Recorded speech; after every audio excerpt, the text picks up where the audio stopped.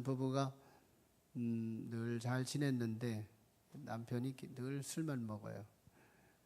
그날도 마침 술 먹고 늦음하게 귀가를 하는데 아내가 바가지를 긁습니다. 당신은 언제까지 이렇게 술값을 그렇게 허비하면서 맨날 술만 먹을 거야? 그랬더니 남편이 하이 사돈 낱말하고 있네. 당신은 언제까지 안방에 앉아서 홈쇼핑해서 화장품만 사드릴 거야? 맨날 택배로 날라오는 게 화장품인데. 서로 긴장하면서 아주 신경전을 하고 있었어요. 그때 아내가 대답합니다. 내가 화장품 사는 이유를 몰라? 난 당신한테 이쁘게 보이고 싶어서 그래. 그때 남편이 질세라 말을 받아주면서 이렇게 대답했어요. 내가 왜 술 먹는지 아니? 나 당신 이쁘게 보려고 그러는 거야.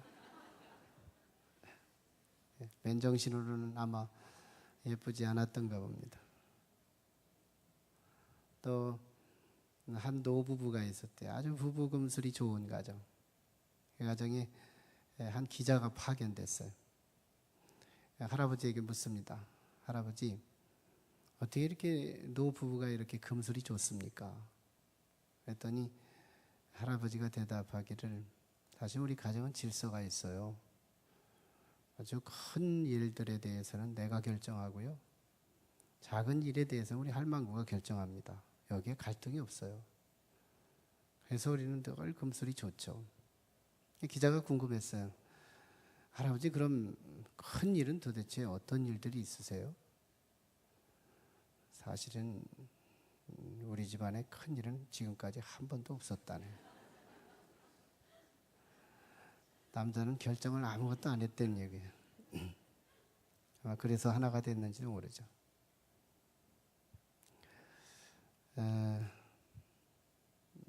어쩌면 어느 가정에 여기까지 인사 좀 나누실까요? 참 잘 될 것입니다. 참 잘 오셨어요. 잘 될 것입니다. 잘 될 것입니다. 사실은 이 빠른 소리로 하는 말이 아니고 우린 주 안에서 잘 될 거예요. 한마디로 우리 성서적 근거를 가지고 우리가 예수 안에서 천국만 가도 잘 된 거 아니에요? 뭐 비약적인 거예요? 과장한 거예요? 천국 한 번만 들어가도 잘 되는 거잖아요. 뭐 여기에 무슨 거짓이 있고 확장이 있어요. 사실은 우리는 확실한 걸 얘기하는 거죠. 잘 될 것입니다.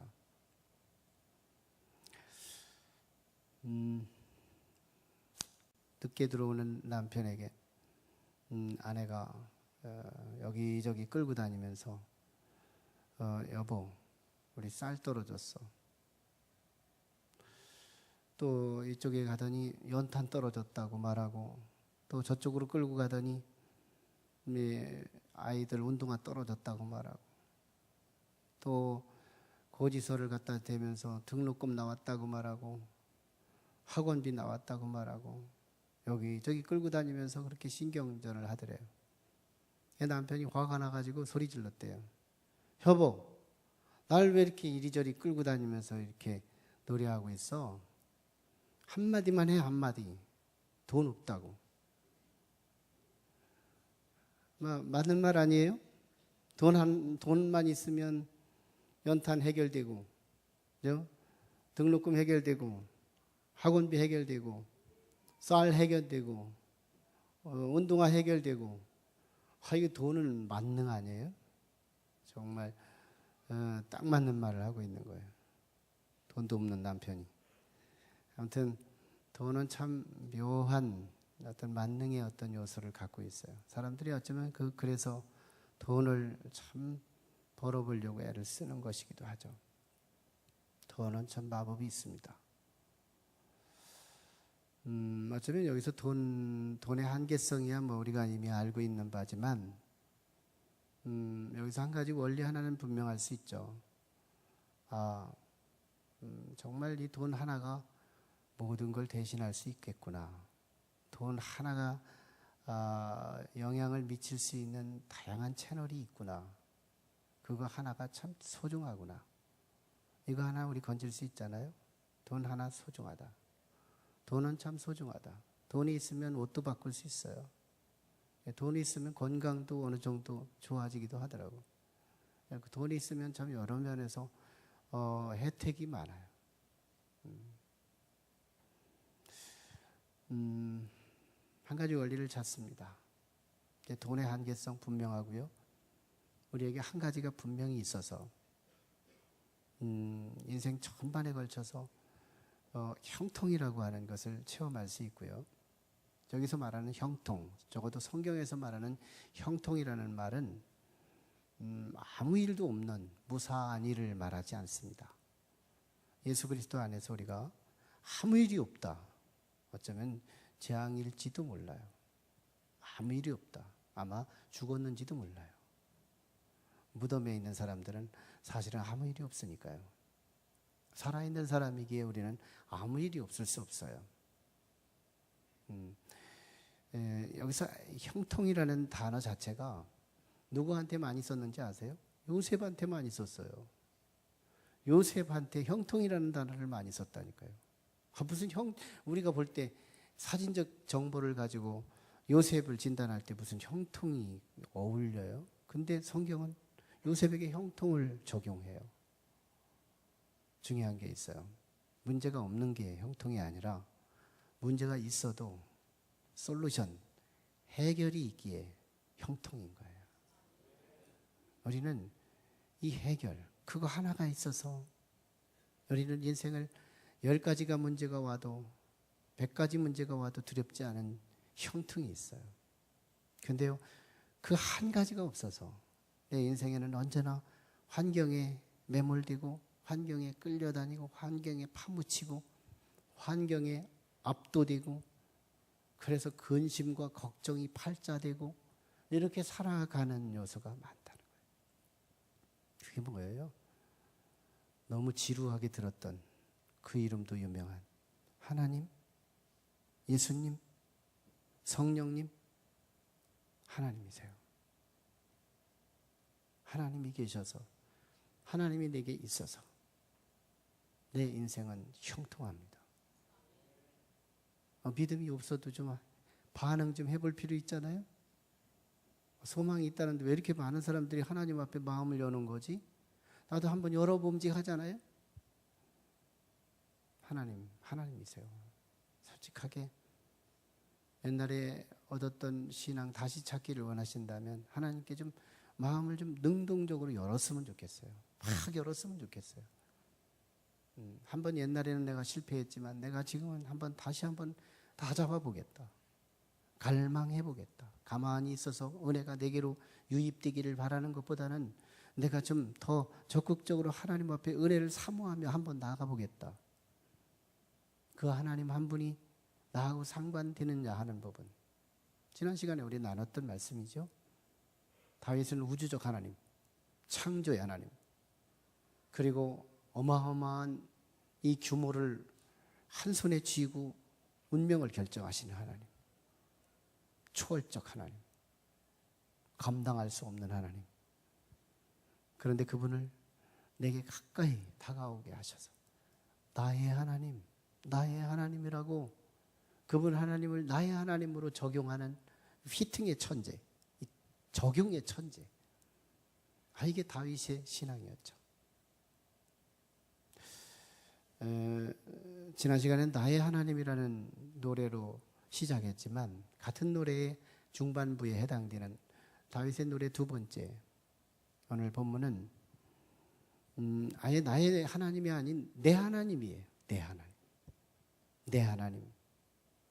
이제 구어체로 아예 나의 하나님 이게 아니고 내 하나님, 내 하나님. 이것을 노래하면서 그 하나님의 내 하나님으로부터 흘러오는 은혜와 내 하나님에 의해서 이기게 하는 승리, 이 두 가지 초점을 가지고 오늘 말씀을 노래하고 있어요. 여기서 다윗의 두 가지 하나님에 대한 태도가 노출됩니다. 하나님에 대한 태도. 첫 번째,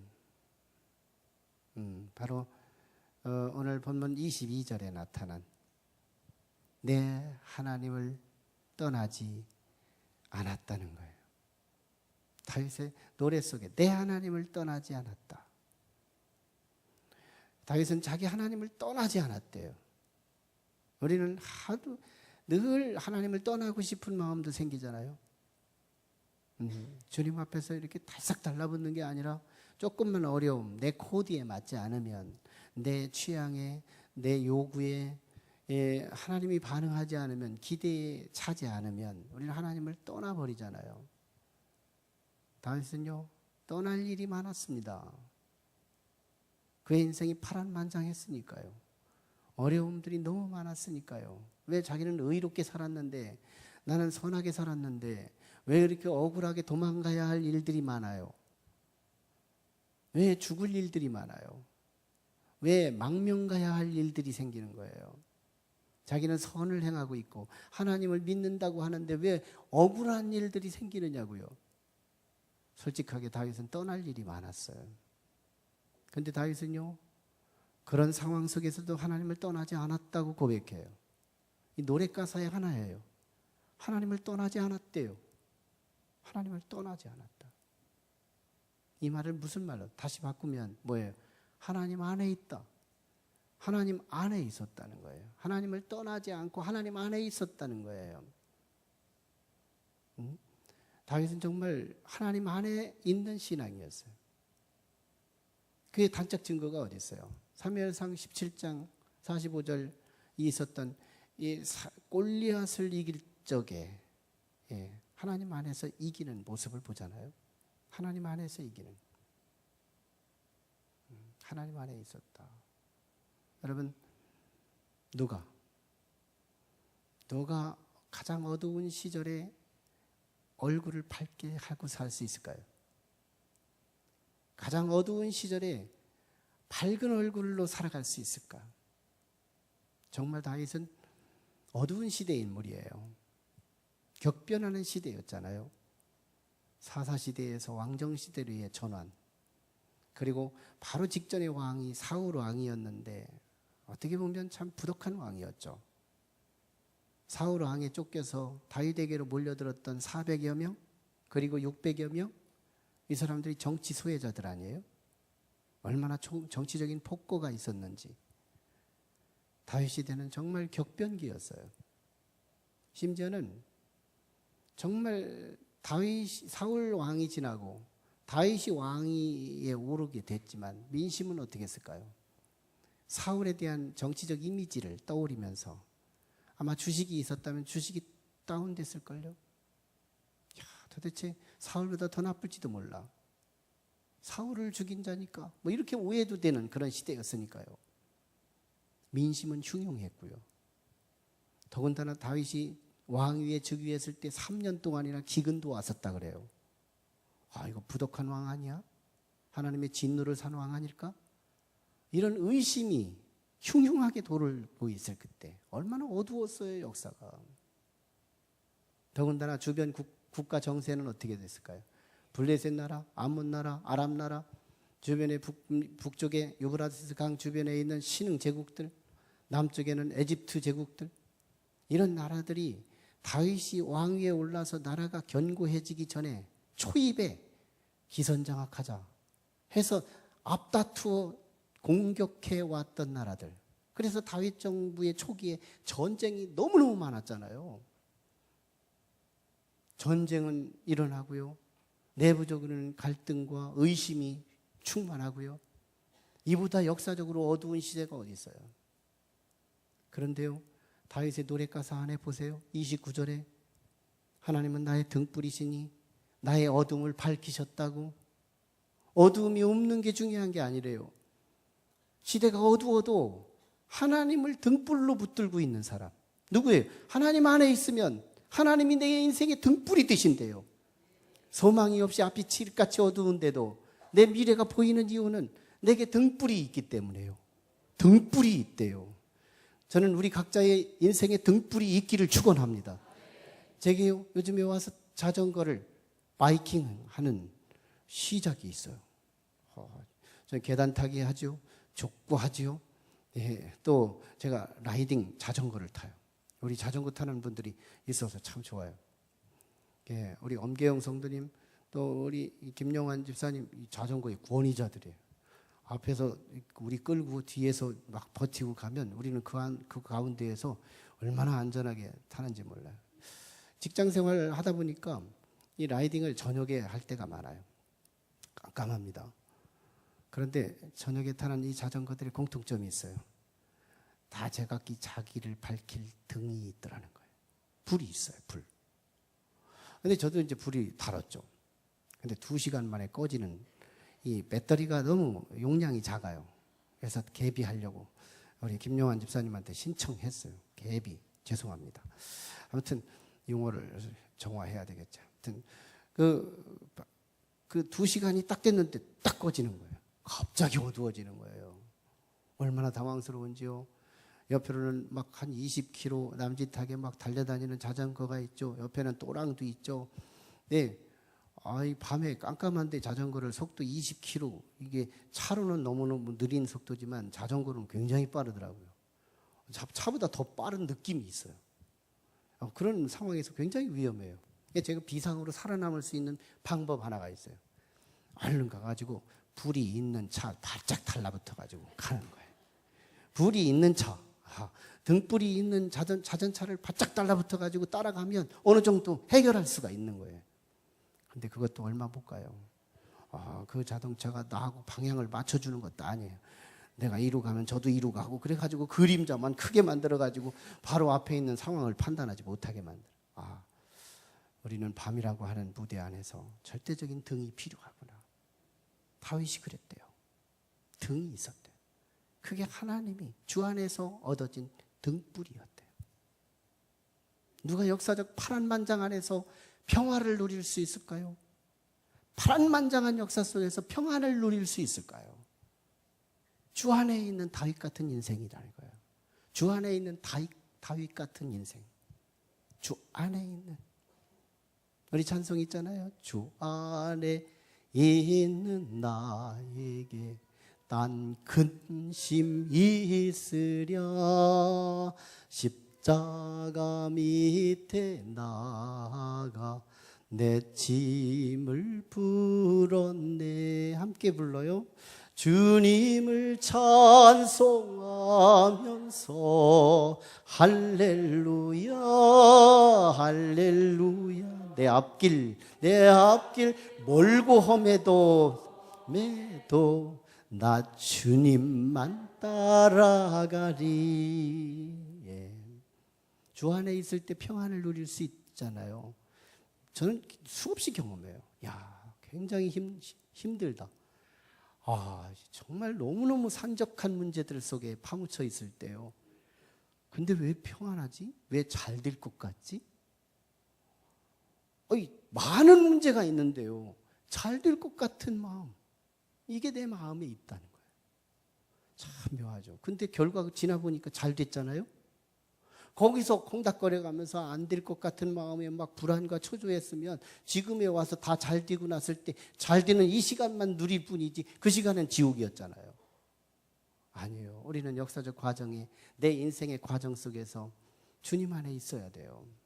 그리고 그 주님이 주시는 평안. 예수 그리스도를 잃어버렸던 예수님의 제자들, 십자가의 죽으심으로 자신의 영혼이 자신의 메시아가 된 줄 알았더니 처참하게 원수들에게 잡혀서 십자가에 못이 박히고 창이 질리우며 저렇게 물거품처럼 죽을 줄이야 누가 알았을까요? 제자들은 정말 실망하고 낙심하고 갈릴리 호수로 다시 돌아가며 옛 직업을 다시 찾겠다고 돌아가잖아요. 예수님은 넘버 1, 2, 3, 3일이 지나고 호련히 새벽에 하나님의 놀라우신 부활의 능력을 입어 그가 새 생명의 첫 열매, 부활의 열매가 되셨잖아요. 그리고 그 주님이 다시 갈릴리 호수로 예수님의 제자들을 찾아라 가시잖아요. 불안하고 낙심하고 절망하는 그 제자들을 향하여 뭐라고 말씀하세요? 나의 평안을 너희에게 주노라. 주 안에 있어야 그 선물을 받는 거예요. 우린 주 안에 있어야 내 평안을 너희에게 주노라. 주님 평안이 어떤 평안이에요? 갈릴리 호수에서 한 번은 예수님이 배 위에서 고물에서 주무셨다 그러잖아요. 예수님의 제자들이 노를 젓고 갔다 그러잖아요. 가는데 대풍을 만났다잖아요. 동서풍의 돌풍에 의해서 이 갈릴리 호수에는 가끔씩은 굉장한 파도가, 집채만한 파도가 일어난대요. 그게 예수님이 타고 있었을 때 그 배가 뒤집힐 정도로 풍랑이 일어나는 거예요. 제자들은 어릴 적부터 배를 타는 그 일에 잔뼈가 굵어서 그의 경험과 그 테크닉과 그 기술로 한번 노를 한번 저어보고 무거운 짐 내버려보고 별짓 다 한 뒤에 가장 마지막에 예수 그리스도를 잠에서 깨우잖아요. 그때 예수님이 일어나시는 거예요. 깨도 안 일어나는 절대적 평안. 예수님은 그 주무시는 그 풍랑 속에서도 예수님이 주무시는 그 평안을 보세요. 그 절대적인 평안. 나 같으면 벌써 일어났을 것 같아요. 근데 예수님은 죽어 주무시잖아요. 아예 죽어 주무시는 거예요. 그 정도로 절대적 평안. 환경이, 땅이 진동하고 풍랑이 일어나서 자기 배가 뒤집힐 바로 직전에서도 거기서도 주무시고 있는 그 절대적인 평안, 예수님 안에 들어있다는 거예요. 그 평안을 부활하신 예수님이 제자들에게 나타나셔서 나의 평안을 너희에게 주노니. 오늘 예수 믿으면서 오늘 그 평안을 선물로 받을 필요가 있어요. 우리에게 걱정이 사라지기 이전에 그 평안 먼저 가지고 이 걱정을 내려다볼 필요가 있어요. 까짓것 말이죠. 주님 안에서 우리의 높은 자리에서 내려다보면, 비행기 타고 밑을 내려다보면, 우리가 도보로 걸어갈 때에 바라보는 이 전보상 때는 굉장히 큰데, 내 키보다 크고 나보다 더 힘이 있어 자기 자리를 지키는 이 전보상 때를 누가 이기랴? 비행기 탄 사람한테는 아무것도 아닌 거예요. 너무너무 개미 같고 너무 작아서 별로 두려움의 대상이 못 돼요. 우리 주 안에서 높은 자리에 우리를 위협하고 있는 문제들을 깔보고 까짓것. 주 안에서 이런 곧장이 생기는 거 아니에요? 이런 배짱이 생길 수 있는 거 아니에요? 주님이 주신 안에 평안, 파란만장했던 역사 속에 다윗의 가슴 속에 빼앗기지 않는 절대적 평안. 우리 예수 믿는 보이지 않는 비밀이에요. 이런 거룩한 목표 한번 세울 필요 있잖아요. 목표가 있잖아요. 목표. 내가 주 안에 있어야 한다. 주 안에.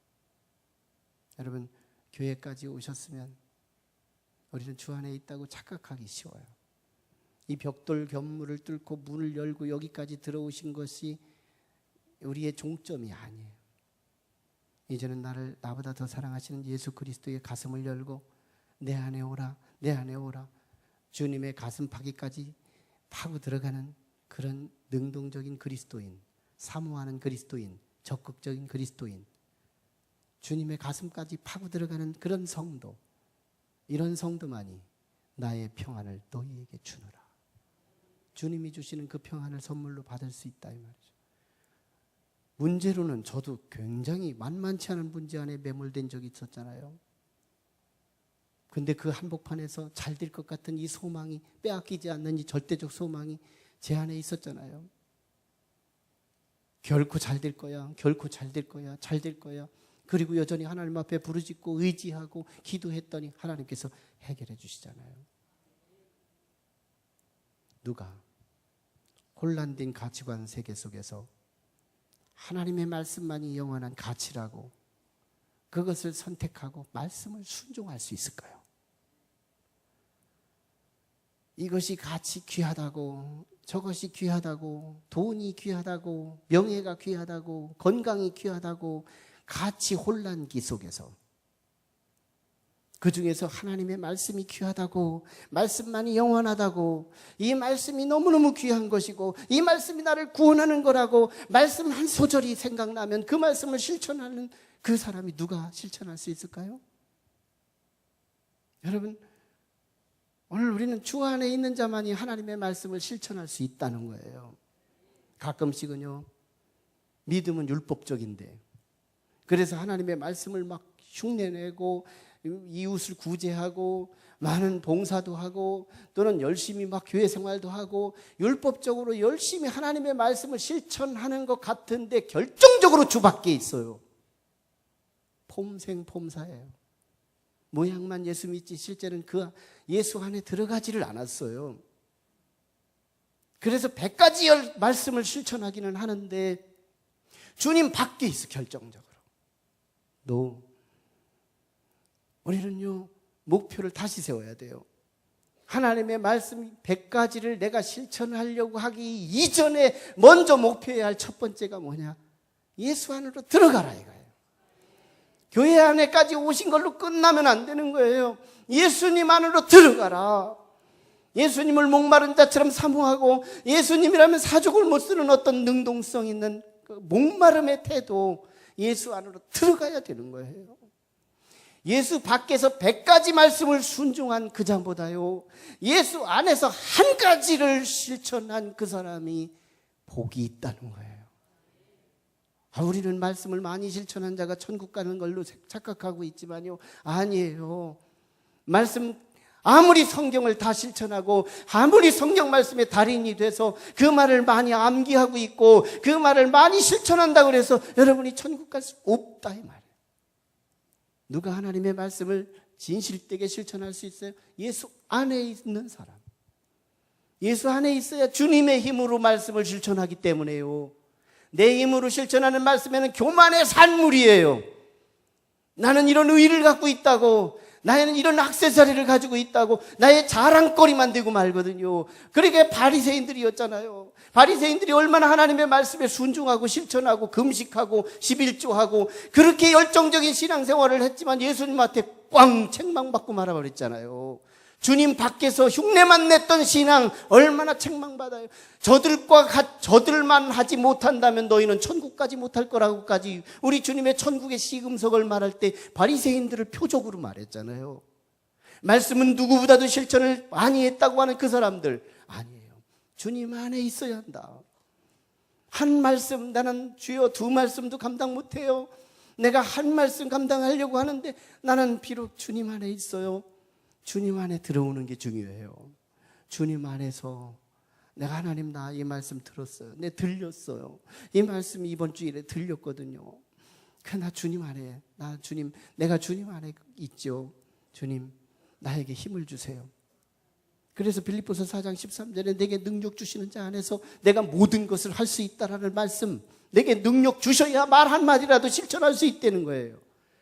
내 힘으로 실천하는 건 위기지만 주님의 힘으로 실천하는 건 영광인 것이죠. 상급인 것이죠. 축복인 것이죠. 면류관인 것이죠. 신앙생활은 주님의 힘을 빌려서 하는 거예요. 주님 안에 있어야 그 힘이 나오는 거잖아요. 주님의 힘으로 신앙생활하고 주님의 힘으로 상 받고 주님의 이름으로 운명이 결정되는 거예요. 모든 것은 주님으로부터 말미암아요. 정말 놀랍죠? 그렇게 해서 주님 안에서 내가 주님의 뜻을 살았는데요, 오늘 22절에 내가 주님을 떠나지 않았더니, 다윗이요 22절에 주님을 떠나지 않았더니 21절에서 24절까지 내가 하나님의 말씀을 실천했다는 거예요. 21절에 24절을 쭉 읽어보면 내가 하나님의 말씀을 실천한 이유가 내가 주님의 주님을 떠나지 않았더니 내가 실천했더라는 거예요. 그래서 잘 보니까 25절에서 28절까지는 내가 주님의 은혜 가운데서 말씀을 실천했는데 그 실천한 바에 따른 하나님의 상을 주시더라는 거예요. 실천하게 하는 분도 하나님이고 상을 주시는 분도 하나님이더라는 거예요. 신앙생활은 내가 하는 게 아니라 주님의 힘을 빌려서 하는 거더라. 얼마나 축복이에요. 관건이 있어요. 주 안으로 들어가라. 교회 안으로만 들어가면 바리새인 돼요. 주님 안으로 들어가야 진정한 크리스찬, 리얼 크리스찬이 되는 거예요. 주님 안으로 들어가라. 그게 뭘까? 물어보세요. 하나님 앞에. 저는 하나님의 말씀을 쭉 읽어놓고요, 늘 물어요. 하나님 이게 하나님 내가 말귀를 알아듣는 거예요? 하나님 내가 하나님 말귀를 좀 알아들을 수 있게 해주세요. 이 말씀이 도무지 나 너무 혼란스러워요. 오늘 본문 말씀을 제가 얼마나 많이 읽었는지 아세요? 계속 읽어도 너무너무 헷갈린 거예요. 뭐 어떤 건 등불이라겠다고, 어떤 데는 막 이게 하나님만 하나님이라고 했다고, 계속 이 말 저 말 섞어가지고 이 노래가 왜 이렇게 찬란하고 화려하고 다양하고 가사가 너무 바뀌어 너무 많은 거예요. 도대체 축이 뭐예요? 하나님 나한테 하고 싶은 얘기가 뭐예요? 그때 하나님이 주신 말씀이 뭔지 알아? 주 안에 들어가라. 주 안에 들어가라 했어요. 이게 비밀이었어요. 다윗이 다윗 될 수 있었고 그 시대의 승자가 될 수 있었던 이유는 주 안에 신앙을 했다는 거예요. 주 안에 들어가라. 다윗의 소절 중에 또 같은 문장, 똑같죠? 22절에 나와서 나의 하나님을 떠나지 않았고, 근데요 30절에 나의 하나님을 의지했다. 똑같은 문장이잖아요. 떠나지 않은 것이 주 안이라면 의지했다는 것이 우리의 믿음인데요. 의지.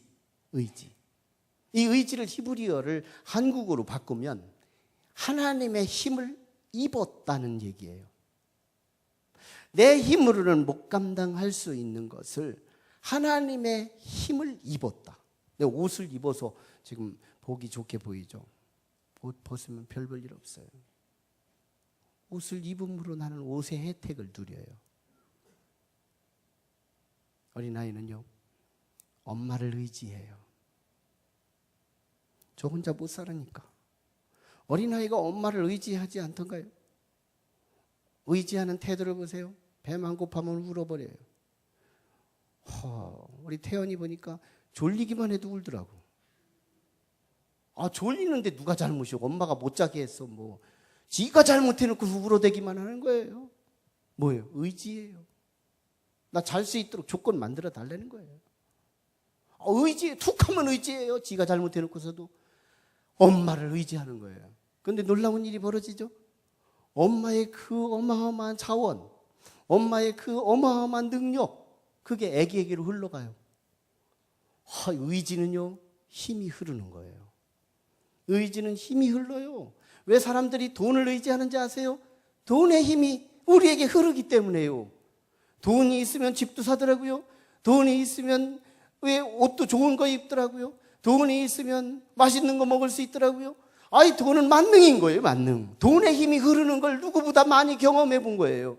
그래서 사람들이 돈을 의지하는 거예요. 의지는 힘이 흐르는 거예요. 뭘 흐르느냐? 어르신이 돼서 유모차 의지하더라고. 유모차의 힘이 어르신에게 흐르는 거예요. 지팡이의 힘이 노인들에게 흐르는 거예요. 의지. 명예를 의지하는 이유가 뭐예요? 명예의 힘이 내 인생에 흐르기 때문에요. 의지는 힘이 흐르는 비밀이 있어요. 근데 놀랍죠? 어릴 적에는 엄마를 의지하지만 사춘기가 되고 조금만 더 크면 엄마가 불편해져요. 의지를 버리더라는 거예요. 내가 의지할 것이 영원할 것 같았는데 그놈의 의지를 버려버리더라는 거예요. 돈이 영원한 의지인 줄 알았어요? 근데 노년이 되면 버려버려요. 별거 아니에요. 죽음 앞에서 버리더라고요. 이성도 영원한 줄 알았어요. 결혼하면 버리더라고. 연애가 사라지고 사랑의 무덤이 돼버리고 그러더라고요. 우리가 의지하는 이 세상의 의지는요, 그 당시에는 너무너무 절실하게 필요하지만 언젠가는 내 손으로 버리를 의지해요. 사실은 버리를 의지해요. 지팡이도 다 버려요. 자식도 사실은 다 버리고 가는 거예요. 그래서 우리가 죽으면 아무것도 의지할 게 없어지는 꽝인 거예요. 우리 인생이 이러고 가고 있어요. 이 방향으로 지금 가고 있어요. 의지했다가 버리고, 의지했다가 버리고, 의지했다 버리고, 아무것도 의지 없는 꽝으로 가는 거예요. 우리의 인생이 그렇게 가고 있어요. 내가 예수를 믿는다는 것이 어디 있어요? 나는 지금 예수를 믿고 있다고 할 적에 나는 어린 적에는 어릴 적대로 예수님이 필요해요. 어릴 적의 소망에 다윗처럼 요셉처럼 어릴 적에 하나님의 꿈을 갖게 하죠. 사춘기 때는 사춘기대로 하나님이 필요해요. 청장년 때, 장년부 때 하나님, 그 시대에 하나님이 필요해요. 네. 근데 노년기는 노년기대로 필요해요. 죽음이면 죽음 앞에서도 주님이 필요해요. 우리 주님은 너무너무 필요한 거예요. 다윗은요, 놀랍죠? 30절에서 43절까지 하나님을 의지함으로 적진에 뛰어들어가고요. 성을 뛰어넘고요. 하나님의 말씀을 실천하고요. 놀라우게 30절에서 43절까지 보면요. 하나님을 의지함으로 일어난 모든 얘기를 하고 있는 거예요. 하나님을 의지함으로 해결한 모든 일. 그래서 그 인생에 하나님의 힘으로 이겼다는 얘기를 지금 노래 가사에 담은 거예요. 하나님의 의지함으로 모든 일이 일어났대요. 성을 뛰어넘었어요. 적진을 향하여 막 돌진했어요. 하나님을 의지해서 적진을 향하여. 그도 그럴 것은 골리앗이라는 앞에서 너는 칼과 창으로 내게 오거니와 나는 만군의 여호와의 이름으로 네게 가노니 하고서 이 꼬마 팔을 돌려가면서 물맷돌을 막 돌릴 때는 아직도 다윗이에요. 그런데 하나님의 이름으로 의지해서 땅 던지는 순간 다윗에게 떠난 이 돌을 누가 붙잡아요? 하나님이 붙잡잖아요. 그리고 그 돌의 방향을 하나님이 개입하시잖아요. 그리고 그 돌의 파워를 하나님이 개입하시잖아요. 당대의 인류 최초의 미사일이 어디 있어요?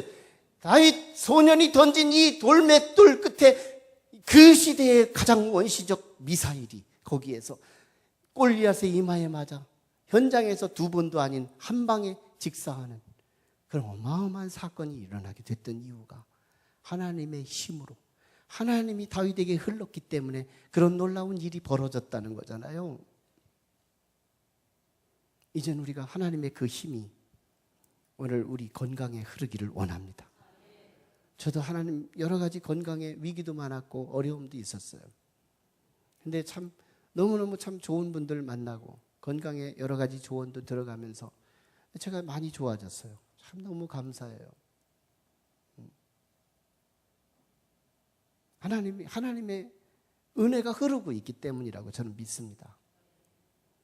우리의 가정 부부 사이에 하나님의 힘이 흐르기를 축원합니다. 우리의 사업에 하나님의 힘이 흐르기를 원합니다. 우리의 교회에 하나님의 능력이 흐르기를 원합니다.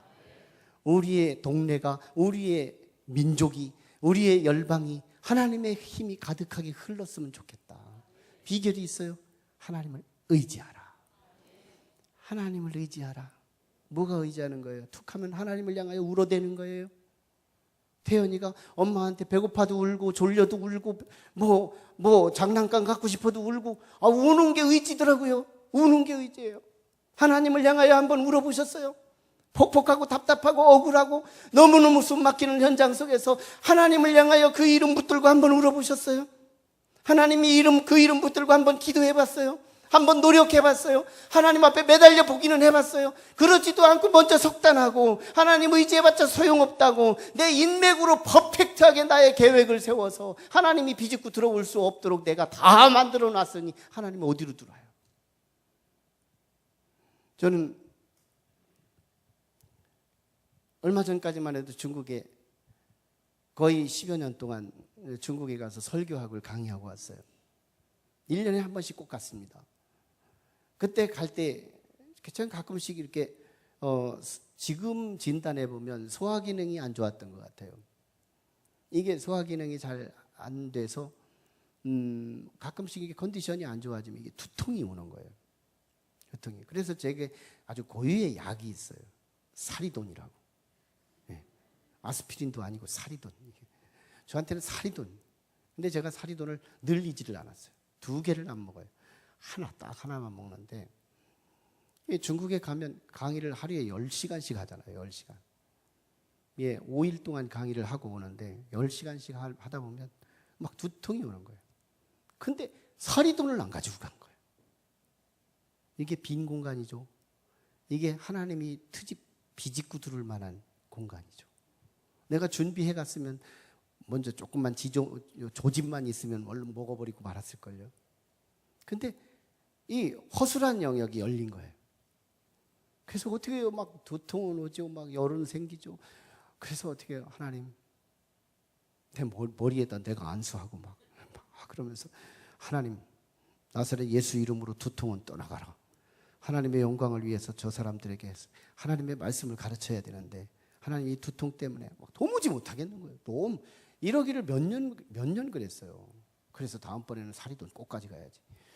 그러지만 언제나 잃어버리게 하시더라고. 한 번은 시계를 안 가져간 거예요. 근데 중국은 갈 때는 환영하고요. 중국 선교사님들 이상하대요.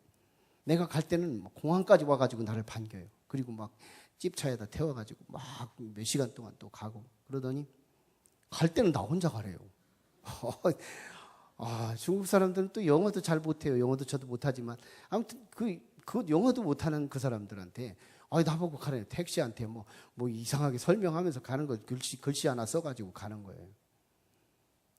근데 나보고 가라니 시계도 안 가져갔죠. 공항 차 2시간 전에 가서 대기해야 되는데 없는 거예요. 그래서 하나님 앞에 기도하는 거예요. 하나님, 나 이 잠을 들으면 안 될 것 같고 막 그러면 어떻게 해야 되나 하고서 이제 이 숙소에서 잠을 자는데 진짜 깊이 하루에 10시간씩 강의하면 굉장히 피곤하잖아요. 깊이 숙면하고 자죠. 근데 지금까지 한 번도요 이 비행기 놓친 본 적이 없어요. 근데 참 놀랍죠. 파리가 나타나는 거예요. 하나님이 보낸 파리.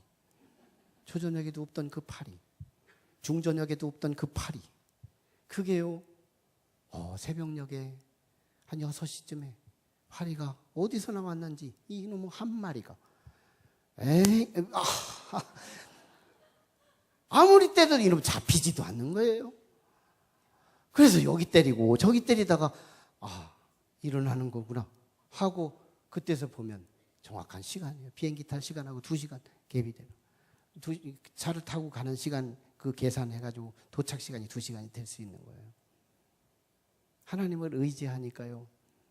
내가 준비하진 빈틈, 허술한 영역 아버지가 채워주시는데요. 사리돈 안 먹고 기도해도 두통이 해결이 되고요. 파리가 시계를 대신해 주고 싶어요. 사람은 어떻게 내가 나를 완벽하게 준비하고 살 수 있어요? 우리는 언제나 하나님이 필요해요. 정직하게 우리 인생을 겸손하게 좀 바닥에 내려놓고 보면요. 하나님 없으면 안 되는 존재예요. 다양스럽게도 여러분 하나님을 찾고 이 자리에 왔으니 너무 다행이지만 사실 우리 하나님이 없으면 안 되는 거예요. 하나님이 너무너무 필요한 거예요.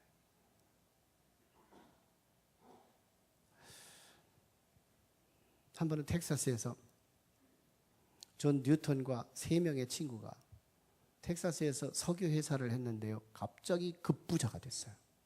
너무 급부자. 그래가지고 너무 막 돈이 막 모여드는데요.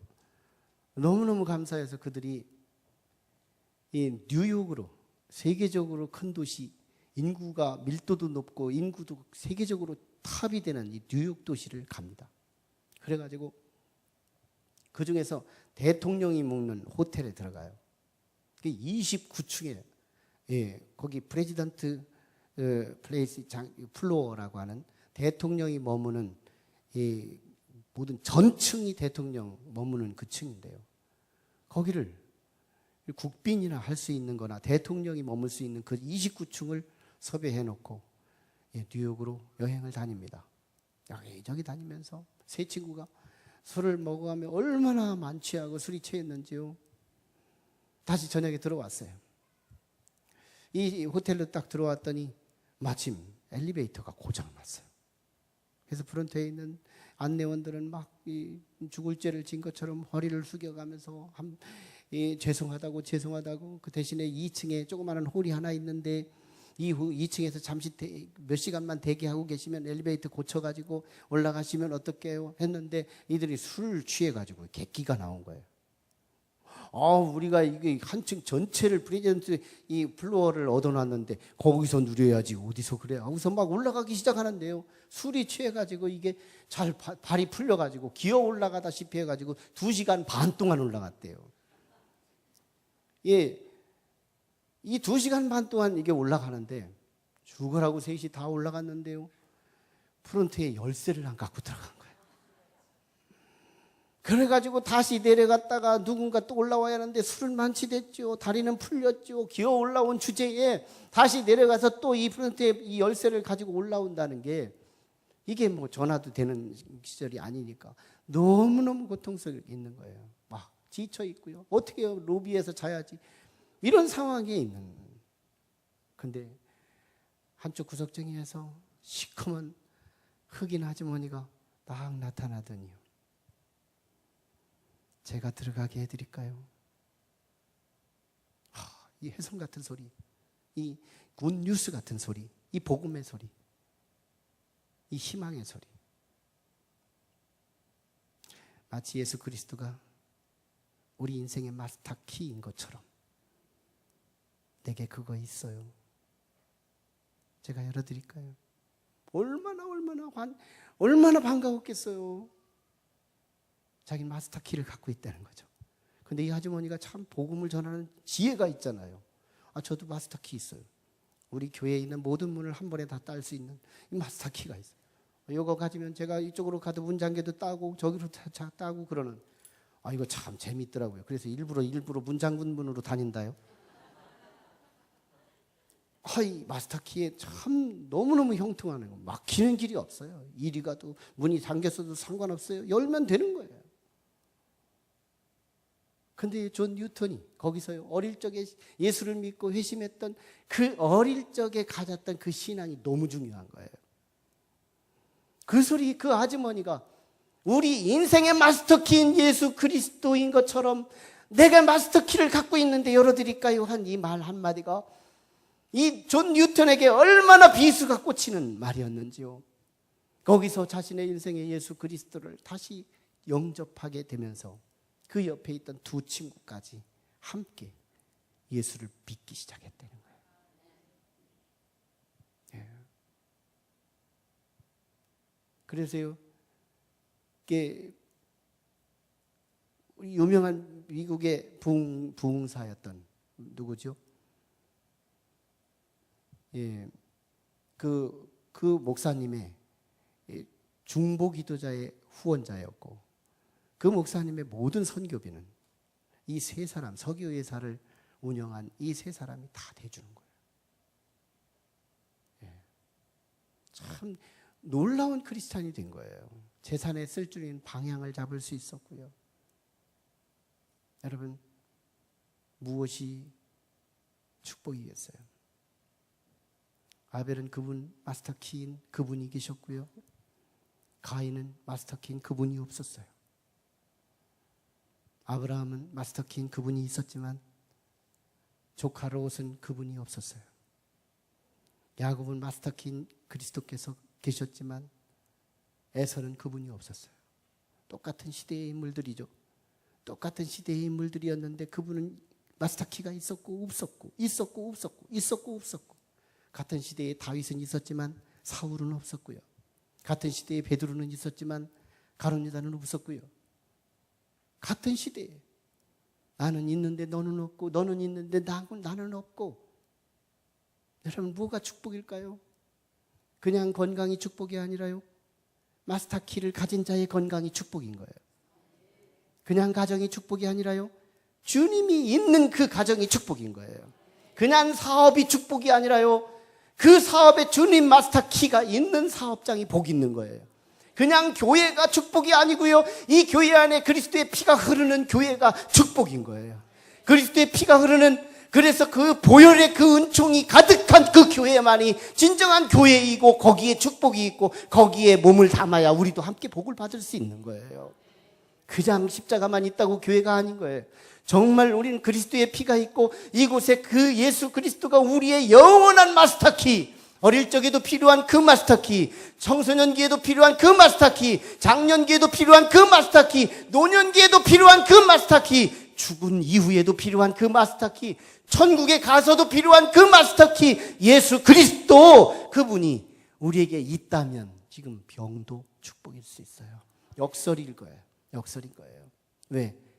최후에 우리는 형통할 존재이기 때문에요. 그분 안에 거하시기를 축원합니다. 그분만을 의지하시기를 축원합니다. 그러면 여러분에게 은혜를 맛볼걸요? 정말 맛볼 거예요. 은혜가 있을 거예요. 저는 경험으로 말하는 거예요. 정말 하나님의 말씀에 대해서는 저는 임상을 너무 많이 해봤습니다. 과연 내가 전하는 이 말이 사실일까? 과연 내가 전하는 이 말이 진짜일까? 저는요, 참으로 많은 임상을 해봐요.